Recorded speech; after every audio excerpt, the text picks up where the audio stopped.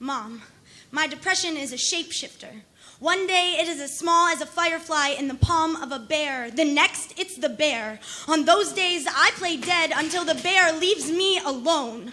I call the bad days the dark days. Mom says try lighting candles. When I see a candle, I see the flesh of a church. The flicker of a flame, sparks of a memory younger than noon. I am standing beside her open casket. It is the moment I learn every person I ever come to know will someday die.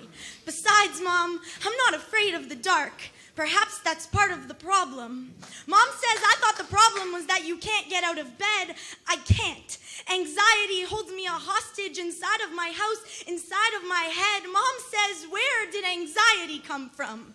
Anxiety is the cousin visiting from out of town depression felt obligated to bring to the party. Mom, I am the party. Only I am a party I don't want to be at.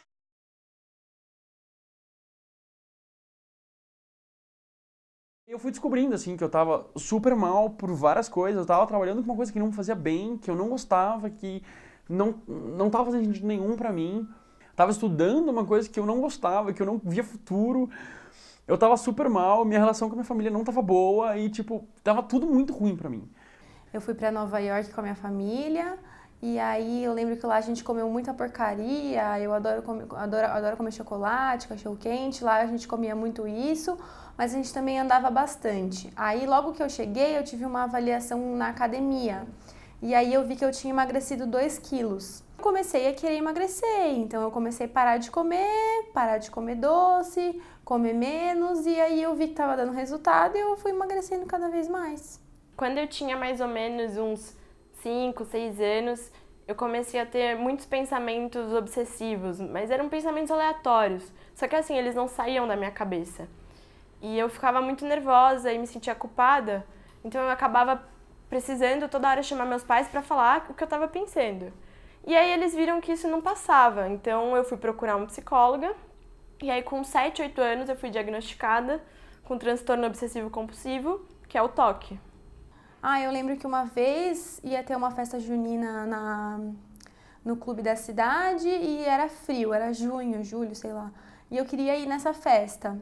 E eu tava muito magra. E aí meu pai falou que não ia deixar eu ir na festa porque eu tava muito magra e se eu pegasse uma gripe eu podia morrer. Mas eu pensava isso e ao mesmo tempo eu pensava, não tem problema. Eu passei tanta fome, eu passei tanta vontade até chegar aqui, então eu vou continuar assim e eu não vou comer e é isso. Pensei em matar algumas vezes. E na verdade, eu não sei, né? Eu não via muito como uma questão de se matar. Eu via muito como uma questão de sumir daqui, sumir de onde eu estava e poderia ser simplesmente deixar de existir ou, sei lá, mudar pra Marte, sabe? Eu sei como é estar assim. Eu sei como é querer não estar mais aqui. Fugir não vai passar. Sumir não vai fazer curar o que se foi. Aí, quando eu tinha uns 13 anos, começou a pior parte. Eu desenvolvi mania de limpeza e foi assim, eu lembro, né? Era 2009 e julho. Eu tava em casa e eu tava de férias. E sempre que os meus pais iam dormir, eu sentia uma necessidade absurda de limpar a casa inteira. Então, assim, eu limpava a casa inteira, muito. Eu pegava álcool e jogava no sofá, esfregava. Eu limpava várias vezes. E isso começou a virar uma rotina, era diário, assim, todos os dias eu fazia isso. E aí, quando meus pais perceberam, eles falaram, tem alguma coisa errada. Só que eu não entendia direito o que era. Eu tava numa situação muito crítica. Por exemplo, eu usava por banho um pote inteiro de sabonete líquido da Lux, assim, que é gigante. Eu usava um pote inteiro. O sábado anterior eu não tinha comido nada o dia inteiro, eu não lembro direito o que eu comi no dia. Eu sei que à noite eu fui numa festa da igreja com a minha mãe e aí eu comi uma kafta, sem o pão, só comi a kafta. E aquele dia eu lembro de sentir muita fome. E aí no dia seguinte eu acordei e eu levantava da cama, só que eu desmaiava. Eu tava em hipoglicemia, tava com a pressão baixa. Então eu levantava da cama, eu desmaiava, aí eu chamei minha mãe ficou preocupada e ela sabia que eu tava daquele jeito porque eu não tinha comido direito. Aí eu ficava muito nervosa porque minha cabeça não parava de pensar. Nem um minuto, era impossível. Eu pensava, nossa, podia ter um botão de stop, sabe? E aí eu ficava muito, tipo, nervosa, assim. E aí eu começava a chorar e me dava um desespero, porque parecia que não ia ter solução, sabe? Só se eu, tipo, terminasse o ciclo do que eu tava fazendo. Ou seja, se eu lavasse, se eu, enfim, essas coisas. E, nossa, era horrível. Eu lembro que os piores dias eram os domingos. Não sei se por isso, mas até hoje eu odeio domingo, assim. Era um saco. Eu sentia que no domingo tudo tava mais sujo, sabe? Aí eu queria limpar e eu ficava o dia inteiro, ainda que não tinha escola, né? Eu tava de boa. Eu queria limpar tudo e era muito pior. Eu ficava muito ansioso, e daí as minhas ansiedades tinham ansiedades, e era uma coisa que eu sofria muito antecipadamente, e eu não sabia muito bem o porquê eu tava sofrendo, e eu começava a chorar muito, eu ficava desesperado. E aí você começa a achar que você não faz bem pra ninguém, pelo menos no meu caso, eu achava que eu não fazia bem pra ninguém, que eu não sabia o que eu tava fazendo aqui, que eu era um ET aqui, que eu não sabia o que eu tava fazendo nesse planeta. E eu ficava desesperado, e aí eu não sabia o que fazer, e eu começava a chorar, e eu não sabia se eu chorava, se eu me escondia, o que eu fazia. Mas eu pensava que morrer ou viver tanto faz, entendeu? Você não tem prazer nas coisas, a única coisa que me dava prazer era ser magra. Mas ao mesmo tempo eu sentia muita fome, muita fome. Falam que anorexia é sem fome a tradução, né? Mas é mentira. O anoréxico, ele sente fome, mas ele nega a fome. Às vezes eu me sinto assim, às vezes eu também quero sumir daqui. Se não minha mãe, o meu pai segurava as pontas, sabe? Eles sempre davam um jeito de fazer eu me sentir menos pior. Por exemplo, eu lembro de uma cena, né? Que um dia, do nada, eu tirei todas as roupas do meu armário, joguei no chão e falei, tá muito sujo e preciso limpar isso, precisa lavar. E aí minha mãe falou, não, eu não vou lavar todas essas roupas, né? Porque, pelo amor de Deus, coitada. E aí eu comecei a chorar, eu fiquei, não, preciso lavar. Eu comecei a chorar, nossa, desesperada, assim. Aí meu pai pegou e falou assim, não, tudo bem, eu conheço uma mulher que lava roupa, eu levo pra ela lavar. Aí ele pôs tudo numa sacola e levou. Hoje eu sei que as roupas passearam pelo carro durante uns 3 dias, sabe? Na verdade, eu acho que eu nunca cheguei a tentar me matar pelas pessoas que eu tinha ao redor de mim, assim. Eu tive 2 pessoas que me ajudaram muito quando eu precisei disso, assim. Então, talvez se as pessoas não estivessem perto de mim, não tivessem dado a atenção necessária, não tivessem entendido muito bem como eu estava me sentindo, ou tivessem sido empáticas o suficiente, eu teria tentado. Meu pai, tipo, é a melhor pessoa. E ele me ajudou muito, ele sempre estava do meu lado. E era a pessoa que eu mais tinha... mais ficava à vontade pra conversar, sabe? Várias vezes eu ligava pra ele quando ele tava trabalhando e falava, ai pai, sei lá, eu acho que isso tá sujo, o que que eu faço? Aí ele falava, não, calma, tudo bem. Quando alguém chega pra você e fala, puta, cara, você não precisa lidar com tudo isso sozinho, tipo, a gente tá aqui e a gente vai te ajudar, sabe? Eu acho que isso é muito, muito importante mesmo.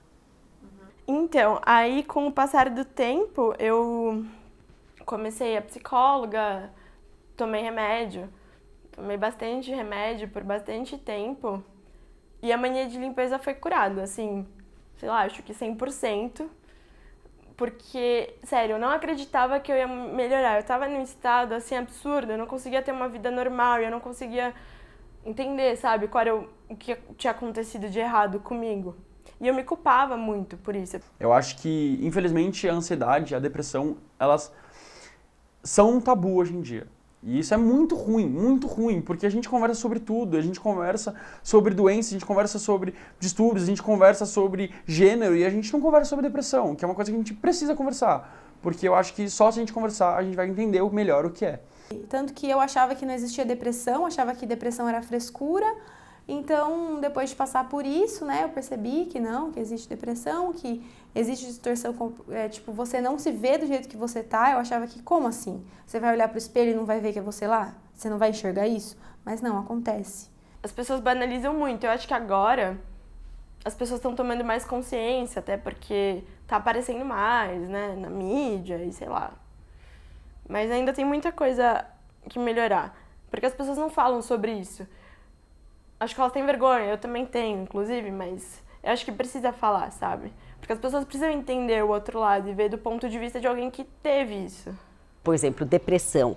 É normal você ficar triste, né? Aconteceu alguma coisa, você vai ficar triste. Só que tristeza passa e depressão não passa, né? Então, você começa a diferenciar. O que é uma coisa normal, eu ficar um pouco deprimido. As pessoas só estão deprimidas, não é? Tá deprimido, tá triste. Depressão é outra coisa. Depressão é você ter dificuldade de sair da cama, dificuldade de tomar banho, né? Dificuldade de se relacionar, né? De ter prazer na vida. Eu acho que essa visão de que é frescura ou que as pessoas acham que é drama, acho que ela vem por alguns motivos, né? Ela vem primeiro por falta de informação. Tanto do adolescente como do jovem adulto, a sociedade cobra, tá? Que você tenha sucesso em tudo, que você seja perfeito em tudo. Então, acho que é uma exigência, uma cobrança muito grande e os conflitos realmente da vida de qualquer pessoa que acaba vindo à tona esse transtorno, né?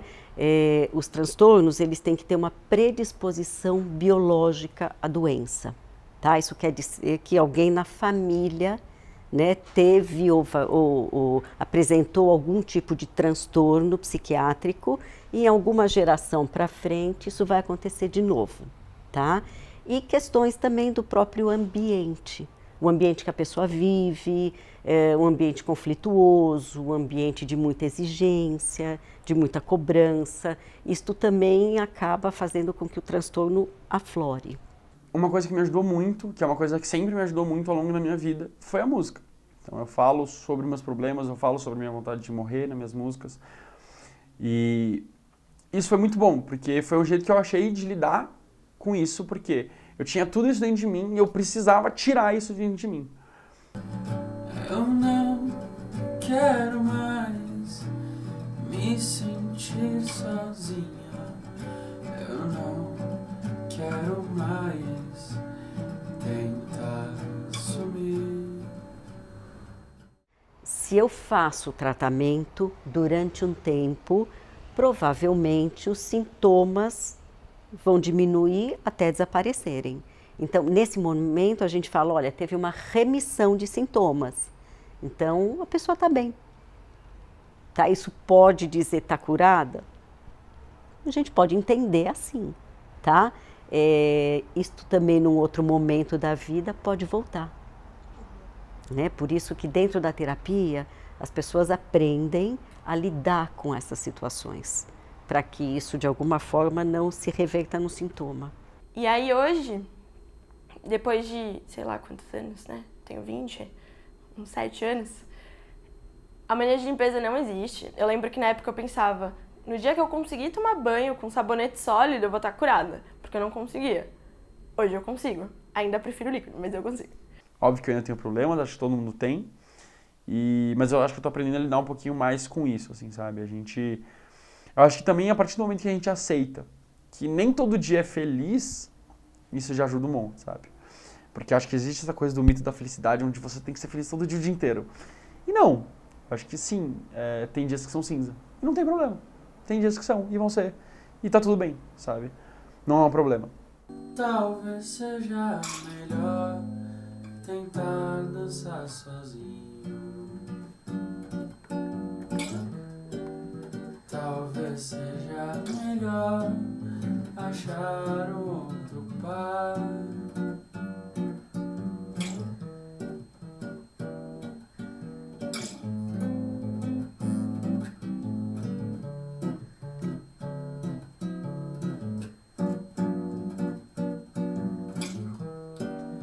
Às vezes eu me sinto assim. Às vezes eu também quero sumir daqui.